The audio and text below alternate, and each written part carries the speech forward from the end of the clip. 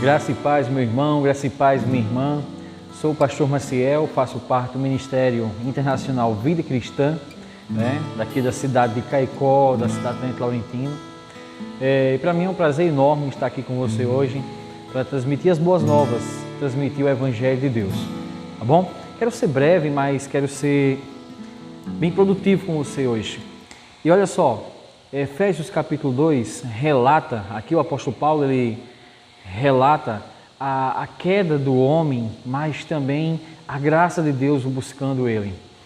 Capítulo 2 de Efésios diz, a partir do verso 1, Ele vos deu vida estando vós mortos nos vossos delitos e pecados, nos quais andaste outra hora, segundo o curso deste mundo, segundo os príncipes da potestade do ar e do Espírito que agora atua nos filhos da desobediência, entre os quais também todos nós andamos outra hora, segundo as inclinações da nossa carne, fazendo a vontade da carne e dos pensamentos, e éramos por natureza filhos da ira, como também os demais.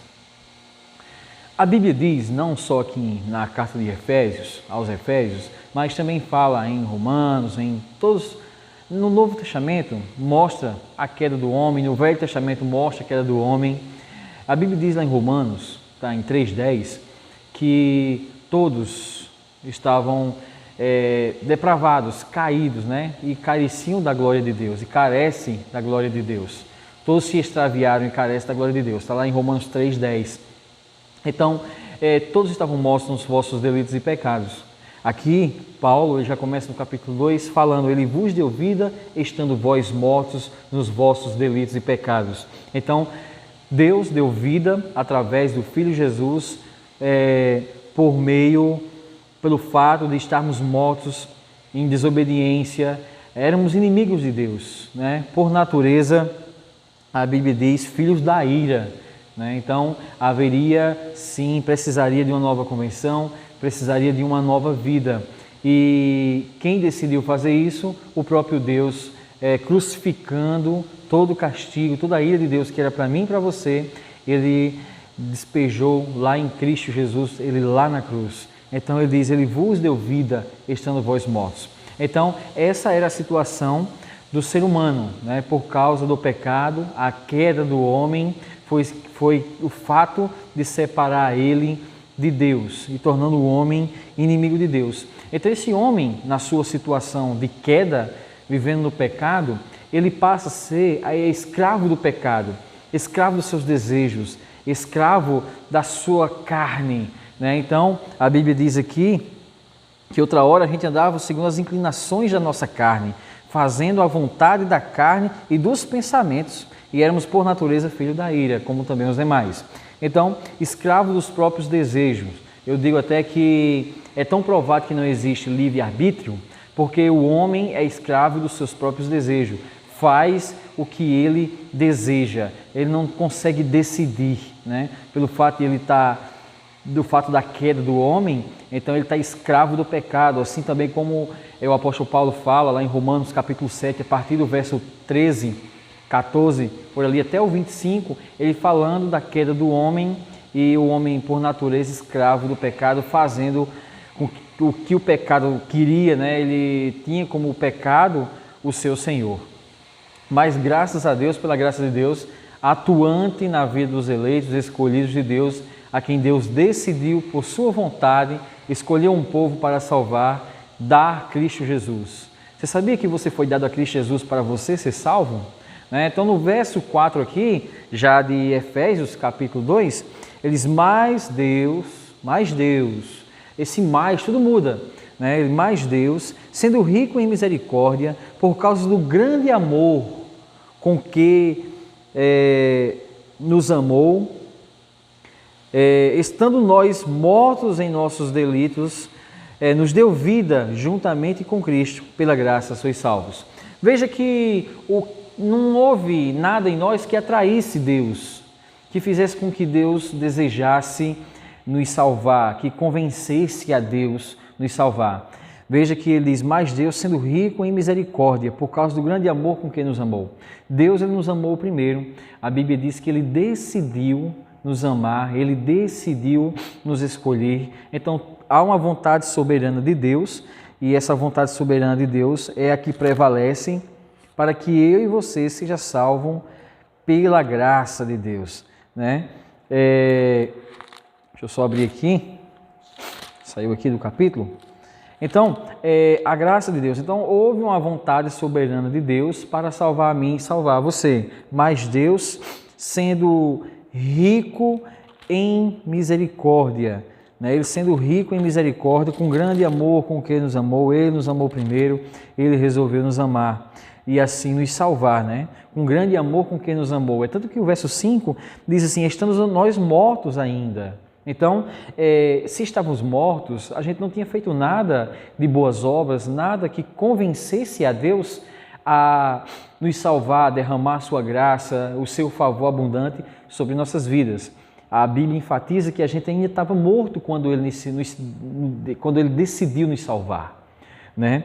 Mas Deus, sendo rico em misericórdia, por causa do grande amor com que Ele nos amou, estando nós mortos em nossos delitos, Ele nos deu vida, juntamente com Cristo Jesus. Pela graça sois salvos. A graça é Jesus, a graça é o favor de Deus. A graça, o favor de Deus é algo imerecido, a gente não merecia, mas Ele nos deu a graça. Por meio da graça, Ele nos salvou com grande amor, né? A graça de Deus é maior do que a vida, a graça de Deus nos atraiu para que pudesse crermos na cruz, para que houvesse a justificação pela fé. O verso 6 diz assim, e juntamente com Ele nos ressuscitou e nos fez assentar nos lugares celestiais em Cristo Jesus. Veja que, o intercessor foi Jesus Cristo, é Jesus Cristo, juntamente com Ele, né? Jesus levou os nossos pecados, mas também ressuscitamos junto com Jesus. Temos vida junto com Jesus. E essa vida eterna, ela é garantida por Cristo Jesus, pelo que Ele fez lá na cruz, pela obra de Cristo, a obra consumadora. E cremos pela fé e obtivemos essa redenção, essa justificação, essa salvação divina que vem da graça de Deus. Verso 7 diz assim, para mostrar nos séculos vindouros, pode ser hoje, mostrar nos séculos vindouros a suprema riqueza da sua graça, em bondade para conosco em Cristo Jesus. Veja que Deus ele é misericordioso, Deus ele é antes, é hoje e é sempre o mesmo. Ele não tem sombra de variação, Ele não muda, Deus não é inconstante, Ele permanece fiel para sempre. E Deus ele é fiel às suas promessas. A promessa de Deus é que Ele escolheu um povo e Ele vai salvar esse povo por meio da obra de Cristo Jesus. Que esse povo vai ser selado e é selado com o Espírito Santo, que é a garantia da salvação, e depois um corpo glorificado. E aí sim, a vida eterna no céu, contemplando a face de Deus. E é tão provado que não somos chamados pelas obras, mas sim... não somos chamados pelas nossas obras, mas sim pela obra de Cristo, a obra consumadora, que o verso 8 diz assim, porque pela graça sois salvos, mediante a fé. Isto não vem de vós, é um dom de Deus. Não de obras, para que ninguém se glorie. Veja, amados, que o verso 8 diz, porque pela graça sois salvos. Somos salvos pela graça de Deus. Somos salvos não pelo que fizemos ou tentamos fazer para agradar a Deus, porque as nossas obras diante de Deus, elas são más. Pela graça sois salvos, mediante a fé. Isto não vem de vós, é um dom de Deus. O que não vem de vós? É um dom de Deus. A fé e a graça, tudo vem de Deus, para que eu e você pudessem chegar à eterna salvação. Em Atos, diz que os filhos de Deus recebem uma medida de fé. Não é todo mundo, a fé não é de todos, a Bíblia diz, né? Que os filhos de Deus recebem uma medida de fé para crer nele. E essa ferramenta, chamada fé, crê na obra consumadora de Cristo Jesus, que é a graça de Deus. Então, Fé e graça não vem de vós, é um dom de Deus. Você não precisa ficar roxo, você não precisa se esforçar para ter fé e crer em Deus. Crer em Deus, aquele que recebeu uma medida de fé no seu coração para crer nessas verdades. Veja que o verso 9 diz, não de obras para que ninguém se glorie. Amados, se eu e você fosse salvo pelas nossas obras, a gente ia ter de se gloriar. Deus tinha a obrigação de nos salvar quando a gente praticasse uma boa obra. Sabe? Não de obras para que ninguém se glorie. A gente ia se gloriar, a gente ia se achar, né? E ia colocar Deus contra a parede para dizer assim, eu fiz uma boa obra, você vai ter que me salvar. Não de obras para que ninguém se glorie. Essa obra é de Deus, essa obra consumadora lá na cruz. É Cristo Jesus. Agora veja o verso 10, que diz assim, pois somos feitura dele, criados em Cristo Jesus, para boas obras, as quais Deus de antemão preparou para que andássemos nela. Fomos criados, né, para andar nas boas obras que Cristo já preparou, para que a gente pudesse andar nela. Uma nova vida, um nascido de novo. Aí você pode me perguntar, então, eu não preciso praticar boas obras e sou salvo do mesmo jeito? Existe uma definição e a gente precisa equilibrar para ter um equilíbrio, né? Um pêndulo. Eu não sou salvo pelas obras, mas eu pratico boas obras porque eu sou salvo. As minhas boas obras não me levam à salvação, mas o fato de você ser salvo leva você a praticar boas obras, que é baseado na fé salvífica, a qual Tiago fala, né, que a fé sem obras é morta. Há vários tipos de fé que as pessoas professam por aí, mas existe a fé tipo salvação, a fé salvífica. Essa fé leva às boas obras. A Bíblia diz que aquele que é nascido de novo, nova criatura é. Né? O passado, o velho homem, já ficou para trás. Agora você vai andar em novidade de vida. Então, um filho de Deus, ele não rouba mais. Um filho de Deus, ele não mente mais. Tanto o apóstolo Paulo fala em nas suas cartas paulinas, né? Aquele que mentia, não minta mais. Aquele que roubava, não roube mais. Antes trabalhe para que possa ajudar as outras pessoas. Ou seja, que pessoas que tinham condutas na sua velha criatura, agora têm condutas numa nova criatura. E essas condutas é louvável a Deus. Ela glorifica ao Senhor. As suas obras, ela agrada a Deus. Pelo fato de você ser uma pessoa nascida de novo. Então, as suas boas obras é um resultado de que você foi salvo. E não as suas boas obras levam você à salvação. Mas e aquele que recebeu Jesus, confessou Jesus e pratica más obras, anda segundo o curso desse mundo ainda? É porque ela não nasceu de novo, amado. Não duvide da palavra, mas duvide da pessoa. Se ela de fato recebeu a palavra de Deus. Lembre-se que dentro da igreja há joio e há trigo. Dentro da igreja há lobos vestidos de ovelha. A igreja, para ela ser uma igreja de Deus, dentro dela vai ter joio. Toda igreja de Deus tem joio lá dentro. Então esse joio, que é chamado de falso profeta, que é o incrédulo, eles experimentam também dos benefícios da graça de Deus. Eles também experimentam, mas eles voltam um dia a sua velha criatura, que é de lá que eles nunca saíram. Né? A Bíblia diz que o cachorro volta ao vômito, né? O cão volta ao vômito e o porco ele vai voltar para a lama. Ele é o lugar dele lá. De fato, nunca se converteu. Então, você é salvo pela graça de Deus, pela vontade de Deus soberana. Se você ver do capítulo 1 de Efésios, vai mostrar Deus predestinando um povo, escolhendo um povo. Esse povo é chamado de nação santa, um povo de exclusividade dele. E Deus pega esse povo e dá a Jesus Cristo para que Jesus possa o salvar, morrer por elas, os santificá-la diante de Deus. Então, Jesus santificou a igreja, justificou a igreja diante de Deus.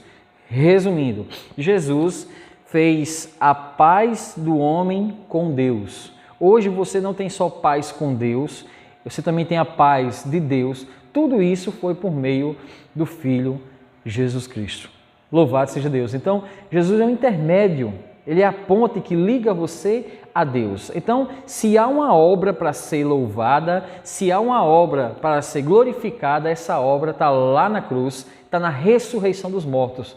Cristo Jesus. Ele que morreu pelos nossos pecados. Ele que morreu por mim e morreu por você. Então, glorifique ao Senhor, exalte a Ele, porque apesar de estarmos mortos nos nossos delitos e pecado, Ele agiu em misericórdia nas nossas vidas. A Bíblia diz que onde abundou o pecado, superabundou a graça de Deus. Com o lavar regenerador, Ele nos regenerou, Ele nos mudou. Agora vivemos e fomos chamados a viver somente pela fé. Glorifique a Ele, exalte a Ele. Como é bom saber que a graça de Deus nos salvou, que a graça de Deus nos atraiu. Ele foi lá e tirou você lá da lama. E se você ainda está na lama, está no fundo do poço, o melhor lugar para o ser humano estar é no fundo do poço, porque não há outro lugar para ele olhar a não ser para cima, olhar para Cristo Jesus. E quando você, aonde você estiver, se você está no fundo do poço, a única opção que tem para você olhar é para cima. E quando você olhar para cima, você vai ver o autor e o consumador de nossa fé.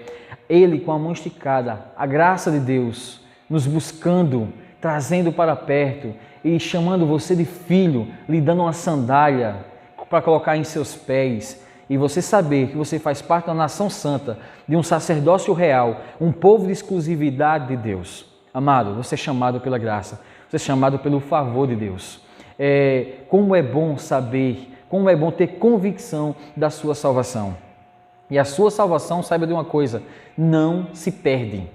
A sua salvação, você não pode perdê-la. Sabe por quê? Porque não foi você que conquistou. Foi Jesus lá na cruz. Como é bom saber disso. E precisa saber disso. A sua salvação você não perde porque não foi você que conquistou, mas foi Cristo, Jesus, que conquistou lá na cruz. Se a gente perdermos a salvação, em vão foi o que Cristo fez lá na cruz.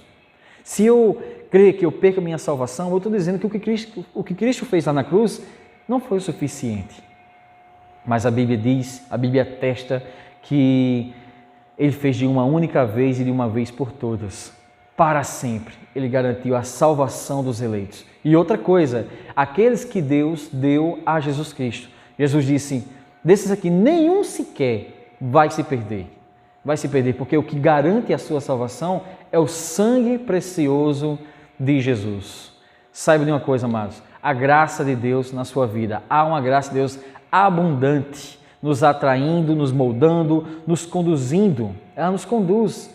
Jesus disse, quem pregou mais graça e favor de Deus foi Jesus. Ele disse assim, as minhas ovelhas ouvem minha voz e as seguem. Eu vou na frente. Deus está nos conduzindo, Deus está nos guiando. Há um favor de Deus na sua vida, há um favor de Deus, Ele é soberano. A vontade de Deus está prevalecendo. Está tudo colaborando, amado. Está tudo colaborando para que eu e você tenha vida, para que eu e você seja resgatado, se você ainda não é, pelo lavar regenerador da graça de Deus. Amém, amados? Lembre-se disso, medite nessas verdades. Saiba quem é você em Cristo Jesus.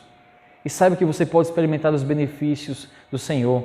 Você foi chamado como ovelha de Deus, chamado pela graça de Deus, a experimentar das iguarias do Rei, a participar de um banquete celestial. Louvado seja Deus. Quero orar por você.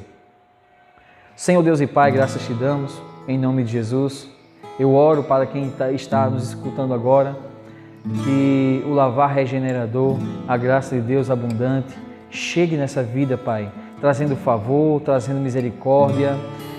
Pai, cremos e a Tua Bíblia e a Tua Palavra diz que o Senhor nos atrai, a Sua graça é maior do que a vida.